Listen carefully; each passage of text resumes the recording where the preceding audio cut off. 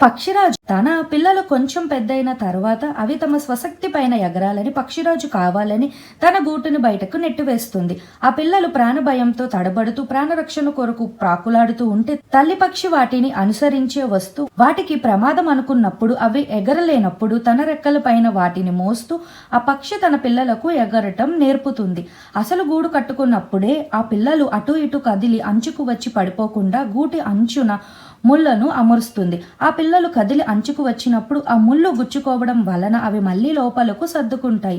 అలా గూటి అంచులో ముళ్ళను గాని అది పెట్టకపోతే వాటికి ప్రమాదం. కాబట్టి పక్షిరాజు ఇన్ని విధాలుగా మొదటి నుండి తన బిడ్డల విషయంలో జాగ్రత్త తీసుకుంటుంది. అలాగే దేవుడు కూడా ఆయన బిడ్డల అభివృద్ధి కొరకు ఇంతకంటే ఎన్నో ఎక్కువ జాగ్రత్తలు తీసుకుంటాడు.